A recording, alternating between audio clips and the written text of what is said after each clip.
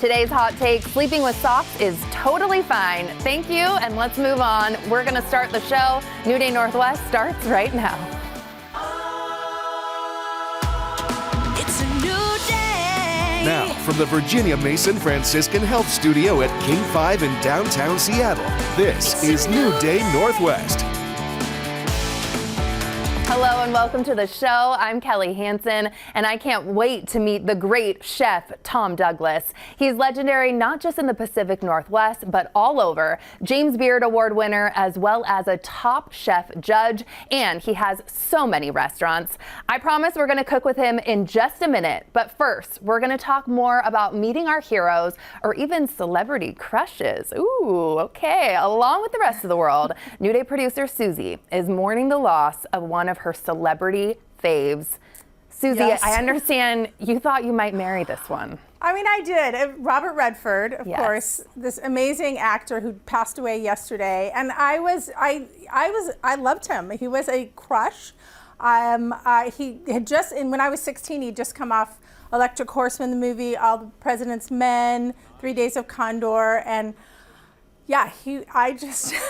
Oh, I love that you're just like, I can't find the words. No, it was fun remembering him and all these movies. I'm gonna start watching all his movies again. But yeah, I was in love with him. Do I understand too that you actually did meet him in real life? Was this love at first sight? Well, for me it was. I was 16 and we were in Utah in the summer and we went up to the Tree Room in Sundance for brunch. And I remember this clearly, all the way up the canyon. I was thinking, arranging our marriage. It was probably 1979, 1980, thinking, and then we get to the Tree Room and I'm just standing in line for brunch and thinking, oh, it'll never happen, I'll never see him. And then all of a sudden I hear this voice behind me that says, hello. And I turn around and that smile.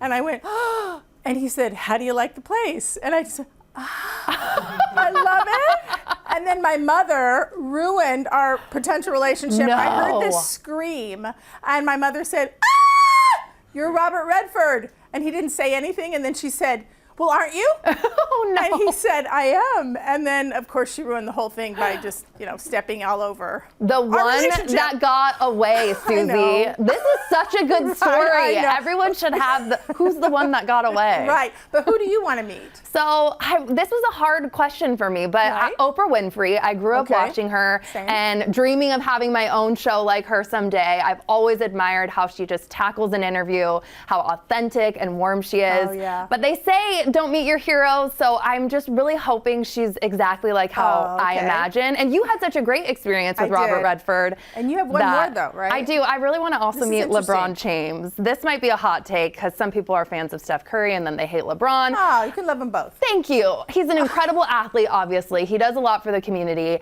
And I would just love to pick his brain about playing still at such a high level in his 40s. And he's playing with his son right now. I just think he would be a really interesting interview. And not to objectify him, but he's also super cute. Well, that's what I was going to add, and I'm glad that you did it. I mean, I would probably just be like how you were, like, hello. Thank you, Susie. And next up this morning, we're chatting and celebrating culinary excellence in our kitchen. Iconic chef and educator Jacques Pepin is about to turn 90 later this year. And to celebrate his foundation, he's holding 90 fundraising dinners, 2 of which are in Seattle coming up. The foundation preserves, protects, and promotes Jacques' legacy while also empowering people facing barriers to employment through culinary training. And now, one of Seattle's own most iconic chefs, Tom Douglas, will be hosting a few of the dinners, and now he joins me with a preview. Should I just stream now too? We have Tom Douglas. Speaking of celebrity crushes, I have one with Jock, and I have one with Martha. And my wife has given me a hall pass with Martha. So just saying. Whoa. I think tomorrow we need to do a whole segment on hall passes because that could turn that conversation completely another way. Yeah. Oh, thank you so much for being here. Thank you. I've done Martha's show a dozen times, and she's never She's giving never me let a you hall down? pass. Oh, but she's never let you down. No, but she's she never let hasn't me down. ruined like No, meeting your not heroes for even you for a second. or your crushes. Not even for a second. Oh, good to know. Okay, what are you going to show us how to make today? Well, for Jacques' supper on the 24th, I think, 26th, I can't remember, but for his supper, we're making a mozzarella tasting, we're making a roast pork, some black cod with clams, all sorts of things at Neb, our little Italian hideaway there behind Serious Pie and Dahlia Bakery. So, if you're in the grocery store these days, beef prices can be kind of shocking. Yeah, so I'm skyrocketing. encouraging people, pork prices have really stayed somewhat reasonable. And a pork roast like this, you're looking at $4 or $5 a pound. So it's really not crazy numbers. Good bang for and your this is a buck. beautiful pork roast. And one of the things I like about a bone-in center cut pork roast, so you can see this is the center cut, and you often see this by itself in the grocery store. But I like when we leave the baby back ribs on the back. You do. And of course, when people make ribs, they always, I want the baby backs, they're the most tender, blah, blah. That's just this rib on the back of the pork loin. They're not baby pigs, right? It's the baby back because there's the spare rib too. So, we've got a nice bone-in pork roast. And then if you can see on the camera, I've larded it with cloves of garlic. Which is, I just take a little paring knife and make an insertion just like Show us this. how you do that. Oh. And then stuff a garlic clove right Easy down enough. inside. Okay. Okay? Now I'm going to salt and season it. What are some of your favorite seasoning tricks? This is something that's it's available in most every grocery store, and it's just an herb salt. But what I love about this one is it's cell gris. So it's very salty salt. Okay. Because it comes right out of the ocean instead of being mined, say, in Salt Lake City or something like that. So for some reason, to me, it tastes super salty. This makes all the difference. And then I have got a line of spice rubs that I use a lot. And this is This is your own brand, yes. Yeah, I know, exactly. It's my veggie rub, but I'm using it on pork today. That's nice that you could use something like that. Veggies in the oven, pork, Why anything. not? Okay. So now that we're all seasoned up, Oh, wow, that smells so good, the seasoning. Yum. and our veggie rub, it's more garlic and fennel, and you can really smell I that. think it's the fennel that I'm smelling. I love fennel. Okay. Okay. I'm going to take my butcher twine. Oops, I almost forgot this part. Put some herbs. I just went out to my front yard and picked some rosemary and some This bay. is in your own garden. Wow. And then I'm tying You have to any trick here. When it's in your front yard, you have to make sure it's not where the dogs go, if you know what I mean. I do know what you mean. Is this a cute tie, or how are we doing this? Oh, you're just making a tie because I'm flubbing my own. So there we go. Boom. Okay. Good. Oh, did you make a little bow? I did. Oh my goodness, that's incredible. Was that okay? I'm like, was that a no-go? That's incredible. Okay. Just a here little we go. Kelly Flair. Now, for me at home, I put this on my charcoal grill, low and slow, away from the heat. And How then long would something like that on a charcoal grill? There it is. How long would something like that grill for? Maybe 2 hours. Whoa. We want about anywhere, depending on your level of comfort, 135 to 155. Oh. And so low and slow, put the lid on, and then we just pop it away, and this is what we end up with. Look at how beautiful that is. Yeah. So I'm going to take these off. I'm done touching the raw pork. What did you put next to it, too? What do you like to season or share with this dish? Well, I don't know if you know or not, but I have a farm in eastern Washington. My wife and I have a farm that we grow vegetables for the restaurants. Whoa. It's called Prosser Farm. And so these are Prosser potatoes, Prosser peppers, Prosser onions, and I just make a little mix, and kind of just for our plate today. Oh. And veggie rub could go on all of that, too, Sure, right? why not? Yeah. I think more seasoning, the better. Are there any tricks? And I see the lemon there, too. Does that go at the end, like for a little zest? I'm going to show you a little bit. Why don't you put all those potatoes and peppers on this plate Sure. here? The herbs get crispy when you do this. And Yeah, they do. there's nothing wrong with this toasted rosemary going right on top of your... Okay, tricks on cutting this bad boy. There's really no tricks. I'm going to just... Sharp knife. For our sake, since we're going to be trying to be graceful on television, Yes. I'm going to cut a few small bites there for you. Thank you. But if I was Cannot serving wait. this at home, I just pick one bone.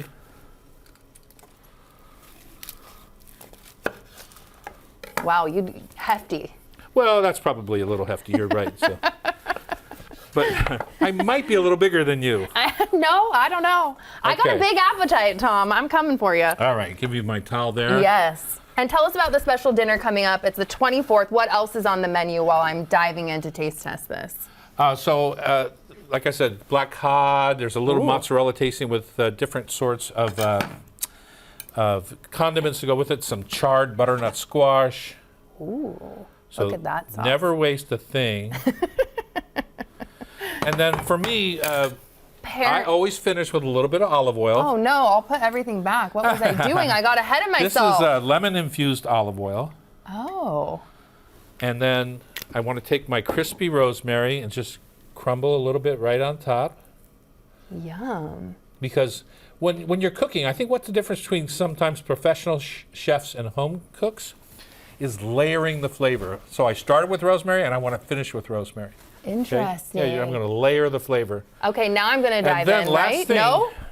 I'm getting ahead of myself. I'm too excited, Tom. Okay. Last thing is, and people don't do this enough, is maybe a little vinegar, or I use often lemon juice. Just finish with a little squeeze. And where this really helps, especially if you have a salt issue, is finish with that acid to brighten the flavor, which is what salt does, right? Yeah. It brightens the flavor. And then don't forget to have a little glass of wine with that. What do you pair it with? A red wine. This is a What this? Barbera, which is the name of the grape, out of Asti, the little Cheers. town in Piemonte, just south of Milan. Or as they would say, Milano. Oh, fabulous. Okay, now I'm going to dive in All with right. this. And I hear you love collecting books. You have a first edition over here. What can you tell me about this special book? Well, you know, collecting books, my wife's uncle Clarence had all the Lewis and Clark books, the original maps and everything. He had millions of dollars worth of books, and I got interested in what made them valuable. And I collect cookbooks all my life. Wow. But what makes them super valuable as a trade is first edition, signed, good shaped covers. And so if you can see this one, I've had this book for 30 some years. It's Jacques' I think it's his very first book. It's called La Whoa. Technique. He also has one called La Méthode. And I shop at these used bookstores, and I came across this one, first edition, and it was signed, not to me, but it was signed to Joan, love Jacques Pepin. Doesn't matter who it's signed to, it's signed, right? Wow. And then, of course, I put the plastic cover on to kind of keep it preserved. And now that book that I paid $25 for is worth over $500, probably close to $1,000. And it's just Whoa. something to think about when you're buying books or when you're a collector. It's like, how do I preserve the value or even increase the value of this book? Now, I didn't buy it to sell it, but I love the knowing that I've got a signed first edition, and I think it's super sexy. And of course, Jacques. You know, Jacques, people don't realize how long he's been around, but he was the original White House chef for John F. Kennedy. Did you know that? No. Yeah. Oh my gosh. Because at the time, French chefs were everything. You know, guys like me coming along as American chefs, it really took Alice Waters and California cuisine to kind of celebrate that. But before that, I had a hard time getting a chef job if somebody from Europe was in front of me, right? Mm-hmm. And then, of course, I was younger, but it's just amazing how the system has changed. And now, you know, if you look in Jacques' book, it's the funniest thing, but it says something. I don't know if I can show it or I don't not. want to. I don't want to touch go it. ahead, but go ahead. okay, I'm like, here we But go. I wanna show you just By one the thing. way, the pork roast was absolutely fantastic. I want to show you something that has seriously changed. So there's the signature. Okay. But look at the dedication to the chefs who sweat to create friendliness and cordiality among men. Wow. And that's probably 30, 40 years. I would never say that today. This is his dedication, but Beautiful. among us, right? Yeah. I know it's beautiful, beautiful. but among men, you would never see that. I know. But times have changed. There's so many talented women in the kitchen, and it's just here. You can have that back. Oh, I thought you were going to say I can have it. I was like, goodbye. I'm just kidding. Yeah, Thank you exactly. so much, Tom, for My being here. pleasure. This was amazing. And just a reminder, these two special dinners are happening at Neb on September 24th and the Whale Wins on October 9th. And the fun is just getting started. Still to come on New Day, I sit down with actors from Broadway's Some Like It Hot, bringing big laughs and bold moves to the Paramount. And then a beautiful performance ahead of Seattle's Greek Festival in the Montlake neighborhood. So stick with us. It's a beautiful display of Greek culture, authentic cuisine, and hospitality at the annual St. Demetrios Greek Festival. It's a Seattle tradition that's been going on since 1960 in the Montlake neighborhood. And here to perform is award-winning dance group Akrites, who won first place nationally this year. Take it away.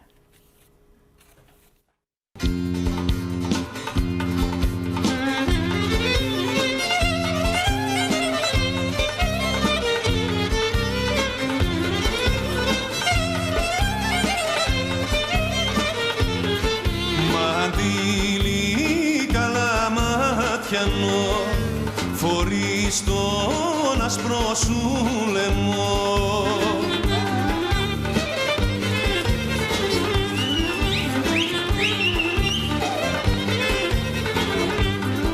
Να σε χαρεί, να σε χαρεί εκείνος που σε λαχταρεί.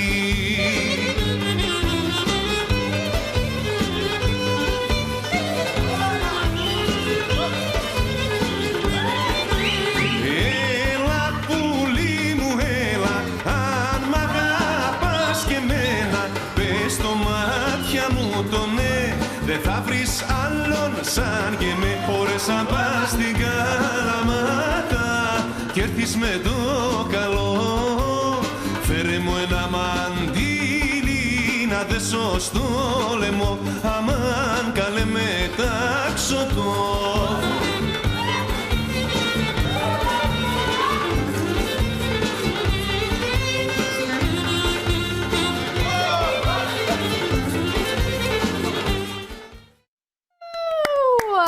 Amazing! Thank you so much. That was beautiful. And now to chat more about the Greek festival, Demetrios Giotis. Thank you so much for being here. Good morning. Thanks for having us. So what did we just see? That performance was beautiful. The Akrites performed a traditional dance called Kalamatiano. Wow. Yeah, it's performed at weddings a lot and just a bunch of Greek parties. Oh, I like it. Okay, and so for someone that's never been to this Greek festival, it's amazing. Tell me about what people can expect. Well, they expect to have a great time. It's family friendly, a lot of food. There's about 30 different choices to pick from. There's beer, wine, a wine tasting. You'll be able to watch the Apple Cup because we have screens up at the bar, so come on down. Amazing. Yeah. So family friendly, walk me through what families can expect to taste. You know, the authentic cuisine is amazing.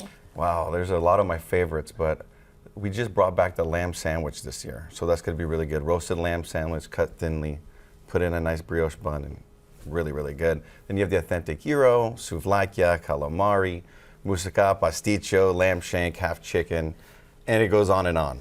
Ooh. Yeah. And you brought some pastries today, too. What are we seeing that you brought here? So the parishioners, we bake everything there. Wow. Everything's made fresh at the festival. And right here we have some baklava, melomokarona, kulurakia, and kurabiades. Ooh, okay. How long has the festival been going on for while I partake in some treats? Please do. It's been about 65 years, so 1960. Whoa. Yeah. What do you think keeps people coming back year over year and why you guys want this festival to continue? I think that, you know, people want to see the Greek culture and Greek tradition, and it's very family oriented. And there's a great kids booth there too as well. Ooh, okay. And I hear admission is free, so Yes. tell me about that. Just show up, find parking, and come on and have a great time. And there's also every hour there'll be a church tour too, so you can see the Greek Orthodox part of the church. Is very beautiful. Amazing. Okay, where can people find more information on the event and beyond? At the SeattleGreekFestival.com or on Instagram, Seattle Greek Festival. Amazing. Thank you so much for being here today. Well, thank you for having us. Yes. And just a reminder, the Greek Festival is held this weekend, September 19th through the 21st. So make sure to check that out. And when New Day returns, we're talking our favorite game day snacks. So make sure you stay with us. Welcome back. The Kraken hockey season is not far off, and a big part of going to games at Climate Pledge Arena is, of course, the food. Evening's Jose Cedeno was at the Kraken's 5th annual food and beverage sneak peek, so take a look. It's a brand new season for the Seattle Kraken. The big question, what is new this time around? we have a new third Kraken jersey that glows in the dark. And a new menu at the Pleasure Arena for game day. Today we're talking about food, and yes, food. And trust me, Chef Molly has surprises when it comes to this menu. It's our year in the arena and on the food scene. What's new this season? Lots of things are new this season. I'm geeking out because we actually have Pierogi coming to the arena. So excited to have them. Poke Pop is a brand new concept where we're launching fresh shucked oysters. And then the arena dog. We wanted something that just says hockey. So we're doing a foot-long hot dog with braised Royal Ranch short rib, a horseradish cream, and fried onions. I'm gonna go with the arena dog. Let's see. It's different for sure. You know I can't come to a food event and not eat a smash burger. Let's talk sweets. Froyo, we are adding toppings this year. We're also going to be releasing a Kraken cookie with the famous red eye to match that new fluorescent jersey. It's an experience. This whole arena is meant to be a vibe, and the food brings that same energy. And you can enjoy that food and a whole lot more at Seattle Kraken's first preseason game. It's against the Vancouver Canucks, Sunday, September 21st at 5 p.m. at Climate Pledge Arena. And producer Joseph is here with me now because I want to know what your favorite game day foods are. What gets you excited? Those oysters look delicious, and I'm guessing that's maybe not for you. It's not for me, but Chef Molly said she might teach me how to actually shuck it. I love Chef Molly. She's amazing. But I'm just so basic. I love the fake cheese, a nacho moment. To me, I have to get that like every time I go. It's usually like the second thing I get. Like I get real food first, and then I get that as like a after snack. Yes. For me, I'm always like, okay, I absolutely need to have a pretzel with the fake cheese sauce too. I love nachos. Common theme here. And a hot dog. But they don't usually have the onions unless you get like the classic bratwurst section at Seattle Mariners games. That's maybe not for yesterday, I went to the Kraken sneak peek too. Here's my little reel on TikTok. Go with you. That looks so fun. I had so much fun. The arena dog really blew me away. That looked good. I mean, so many new things. And like you said, Chef Molly was talking about how iconic the oysters are to be fresh there for general admission.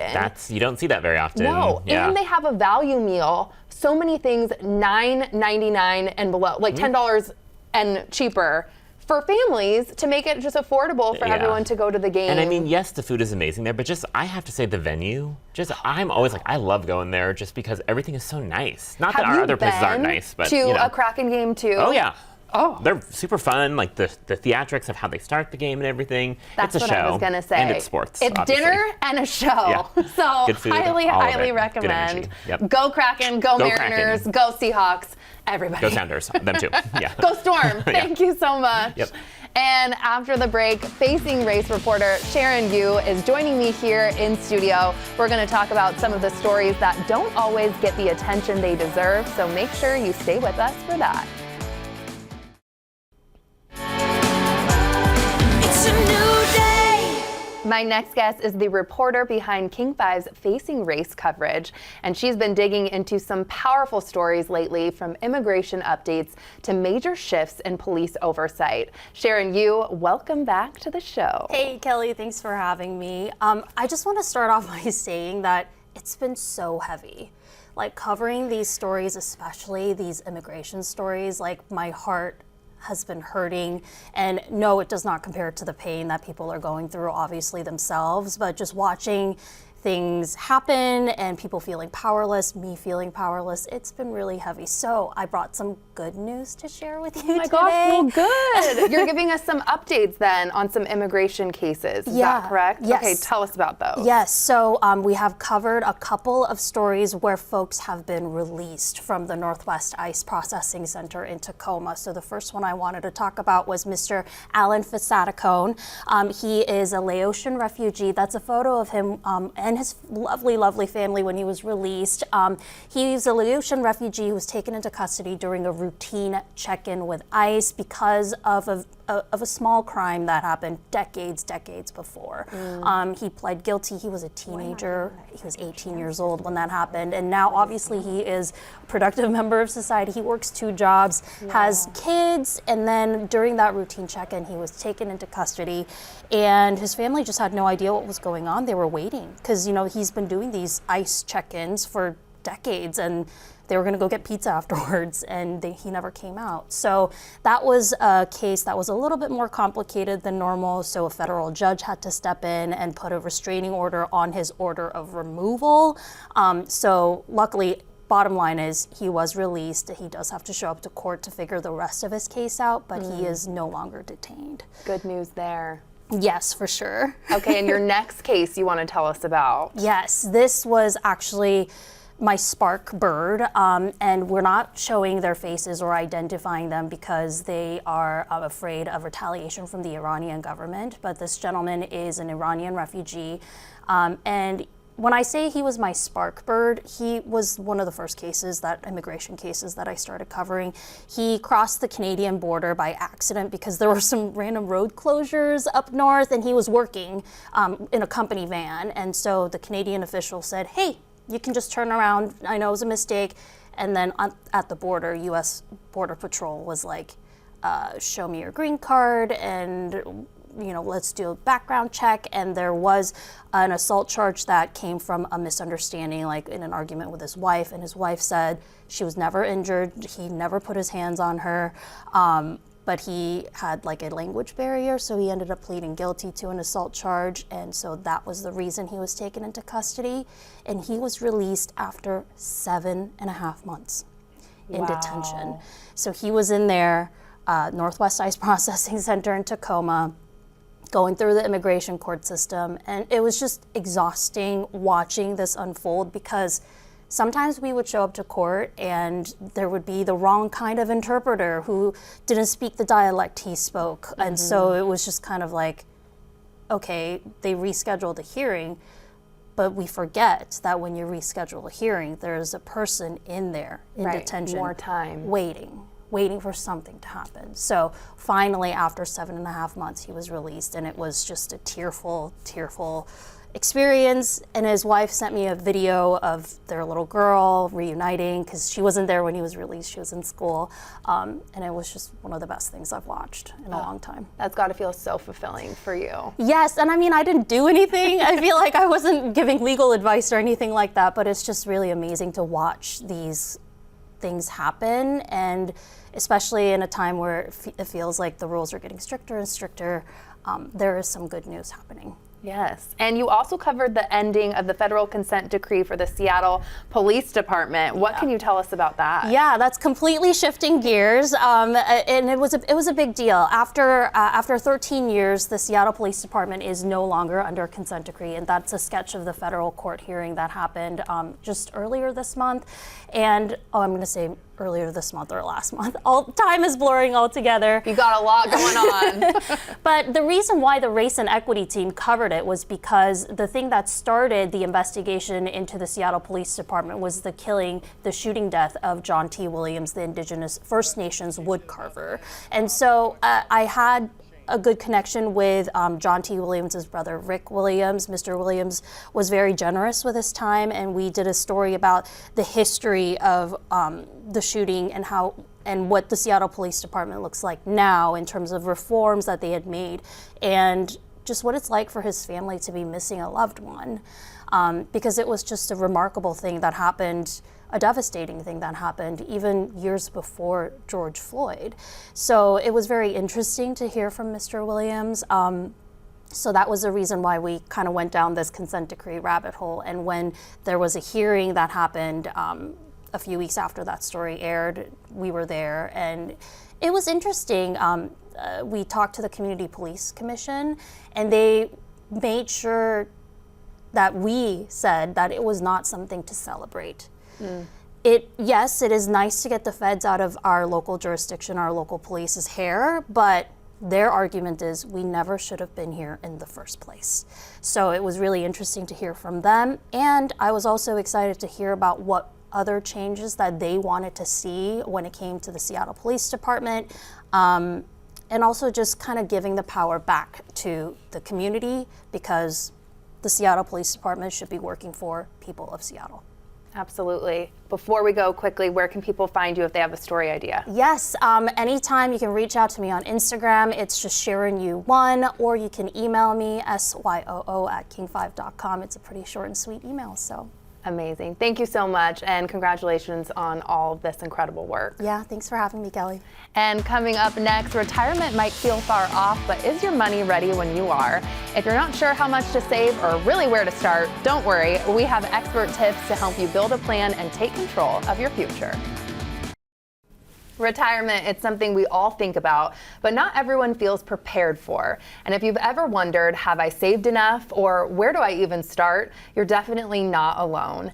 And today, Casey Elkins and Mark Stimson from Elevated Financial Management are back to help to answer all of my questions, everyone else at home. Thank you, gentlemen, for being here. Thanks for having us. Yeah, we're excited to be back. Yay. So, Mark, I want to start with you. I would imagine the question, do I even have enough, is big for people thinking about retirement. In fact, that is the number one concern. We hear it from every client. They're so worried about, are they going to have enough to make it through their retirement years, right? And so that's why, and we talk about this on every show that we do, radio, television, it's about a plan. And if a couple has a plan, or even a single person, we're helping widows today, single women a lot too. You need to have a plan, and if you have that, it's going to allow you to be confident, especially when the market may not be performing like we want it to. And the bad times in the market come, and they also go, but you need to have a plan to be successful. Okay, plan. Casey, you actually had a client who walked through the door concerned, and she had been listening to your radio show for a while, so tell me about her. Yeah, you know, she listened for almost a year, and she's a single woman, and she was really concerned that she hadn't saved enough for her retirement, just like we're talking about. Right. That's the biggest concern that people face, and she wasn't immune to that. So she comes in, we're having a conversation, just asking her questions about what she wants to do in retirement, how she saved, how she's invested, and come to find out she had saved very well, actually had done a phenomenal job, but she was concerned that it wasn't enough, right? And I think that's really the key here is, you don't know if it's enough until you know how much you want to spend and what retirement is supposed to look like for you. And so we helped her plan out her taxes, how to keep pace with inflation, and really just helped set her up in a way that she could make sure she could go live the retirement that she wanted. And we're happy to report that now she is. So she's looking at buying a house in Hawaii, and she's really got a phenomenal retirement. And actually, in her circumstance, kind of unique, she's able to have more income in retirement than she did while she was working, and she was an attorney while she was working. So really, she's got a great plan. My mind is blown right now. I feel like it puts you at ease too to just talk to somebody and say, no, you have done it all correct. Like, you've planned well, you've saved well, and you can enjoy your retirement. Mark, you also what helped her is a book that you co-wrote. So tell me about this book. Yeah, Casey and I were very, very proud of a book that we have. It's been out for almost 2 years now. It's entitled "Break the Glass." There it is. And it's all about all the things that we just touched on here a little bit, and so much more. And that's really what helped this person realize that with a plan, we addressed taxes with her. A lot of the firms don't want to touch tax planning. We believe it's critical to a successful plan. A lot of the big box stores will tell you that you need to go and talk to your CPA or your tax preparer. We believe that it's got to be incorporated with your plan. We're going to deal with Medicare with those clients, a big topic, right? Absolutely. And of course, where's your income going to come from? Is it guaranteed or not? So there's so many levers that need to be pulled in retirement. It's so different than the accumulation phase. We call that going up the mountain. Coming down the mountain is totally different, and you really need to be working with somebody. And we're very proud that we are certified fiduciaries as well, and so we're always going to put the client's interest first at all times. Right, and with that book, Break the Glass, right, we entitled it that because as people are approaching retirement, what we found over the years talking with them is that it feels like this frantic situation. When do I take my Social Security? Have I saved enough? What am I going to pay in taxes? How do I keep pace with inflation? What do I do for Medicare? And so the book addresses each of those circumstances And really the main focus of the book is that it requires action, right? Just like when there is a fire, you have to make a decision. And so we start making those decisions one by one to be able to create that retirement plan. And so we've got that here for the audience today, and people can scan the code on the screen to be able to download or be able to actually get a copy of that book. We'll send it to them. Oh, that's awesome. And Casey, you talk about retirement plans, but what does a plan really consist of? Like getting like nitty gritty with it all. That's a great question. You know, there's 5 main things that we discuss when we're sitting down with a client. So income is the first one, right? We have got to have income. That's really the basis of a successful retirement, is having the income that we need so we can do the spending and live the life that we want to live, right? The second piece is investment management. So how do we make sure our investments are set up to create the income, to make sure that we're not taking too much risk in our retirement? Taxes is the next piece, right? We need to make sure that those taxes don't erode the income that we've built. Social Security and Medicare is that fourth piece, right? Social Security is, for a lot of folks, their main income source in retirement, or at least one of. And then Medicare can be complicated too. So there's 4 parts to Medicare. And then the 5th piece to a successful plan is legacy and estate planning. So we need to have a will, we need to have a trust, we need to make sure that once we're taken care of, when we start to leave assets to the next generation, how do we do it in the best way possible? And it's those 5 pieces that make up a successful plan. Amazing. What can people expect when they come and see y'all? Well, this is what Casey and I are so very proud of. If they come into our office, we're going to talk about all the things that Casey just mentioned. I'm actually dealing with my mother right now, who's 91 years old. She's getting up there. And some of the documents Casey talked about are documents that a lot of friends don't have.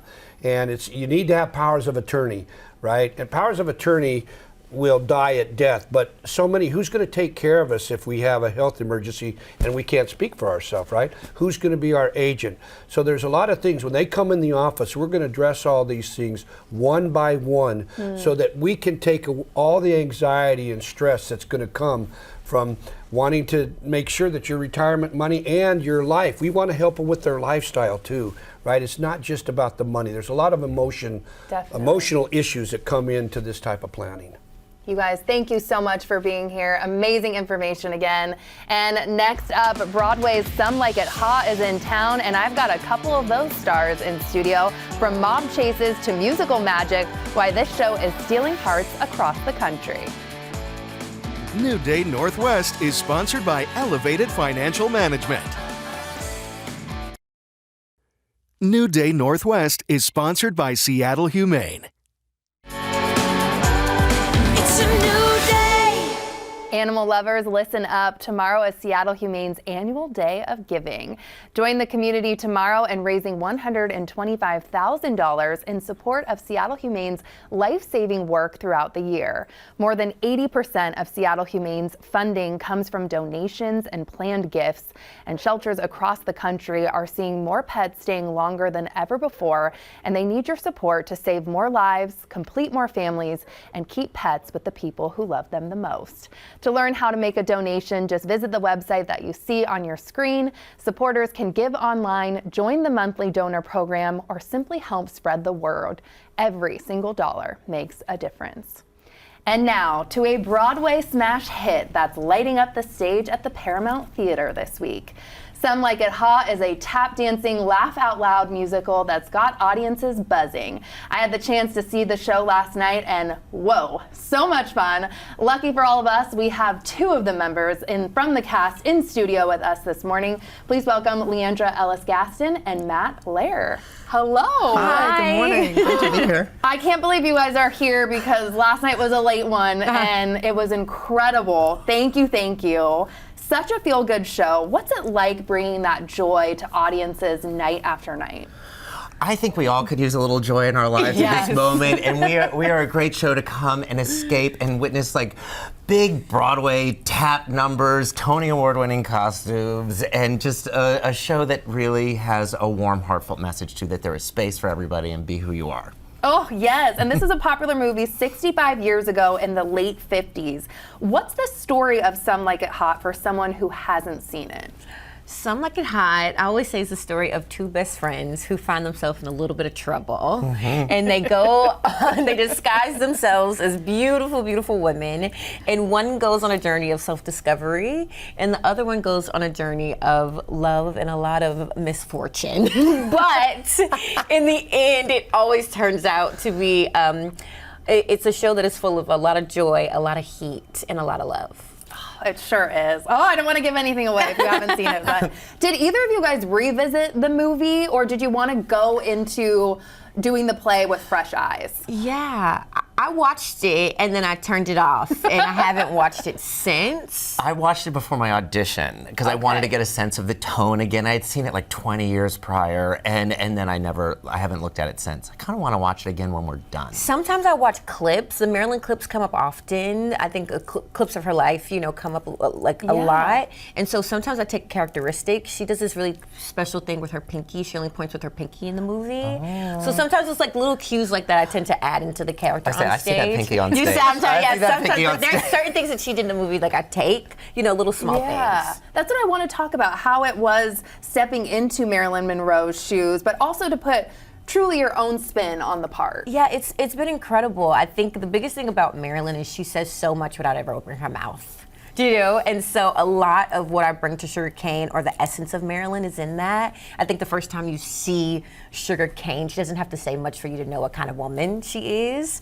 And so it's been exciting to take those little quirks, the way Marilyn sits in her hip, but she's not doing too much, but it's a kind of a wink, it's all about the body language. But I think other Black women from that time period have inspired me in the way in which I sing, or the way in which I get to carry myself on the stage. So it really is a combination of so many women from that time period. Beautiful. And Matt, you play Josephine, which means stepping into a character that plays with gender and identity. Yes. So how do you approach that in a thoughtful way, especially during these times now? Well, it's such a great question, because very different from the movie. Our scenario, the basis of this humor with this is not that we're just disguising ourselves as women and isn't that funny. It's the scenario that we get involved in. Now, I will say the character of Jerry Daphne really undergoes this amazing self-discovery of, I love living as this character. Now, my character, Josephine, who is not the most thoughtful or morally upright person in the world, and really just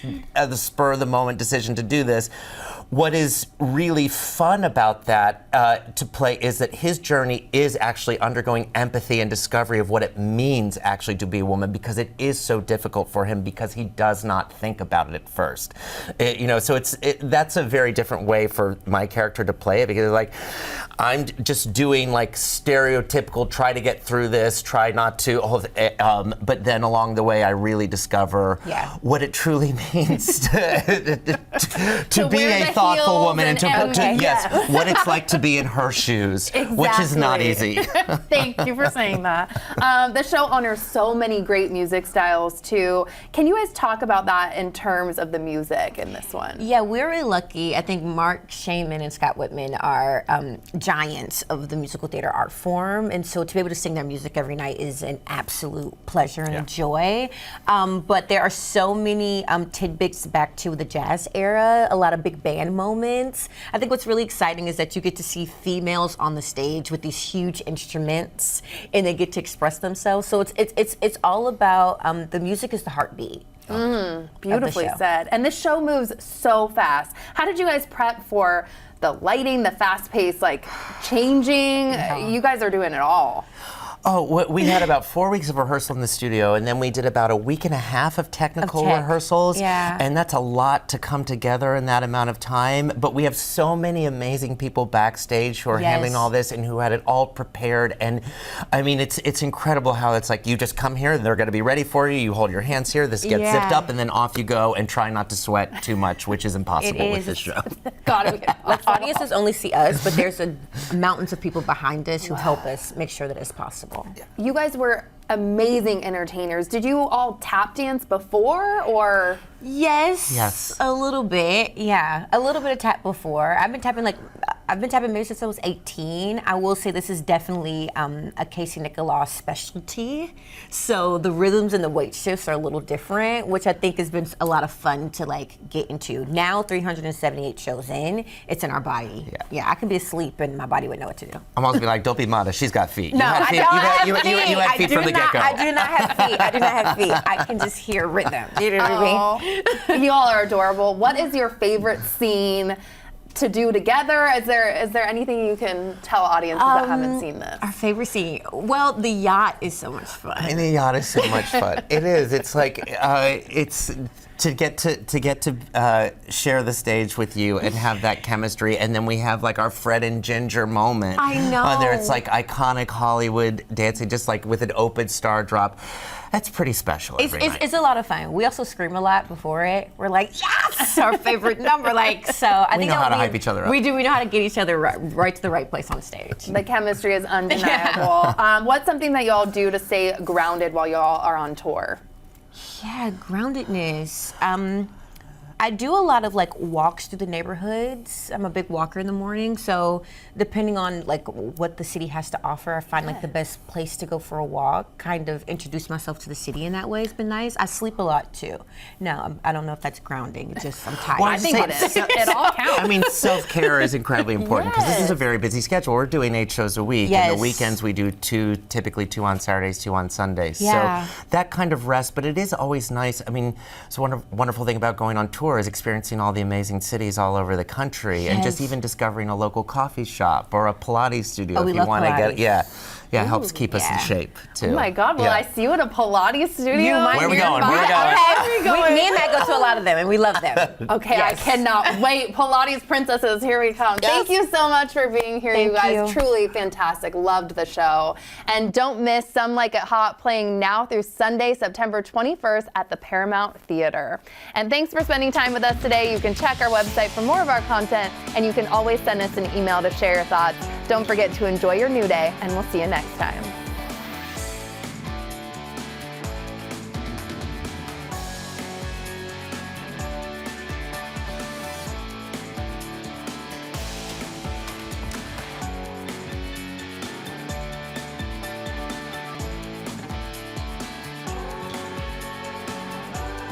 It's a new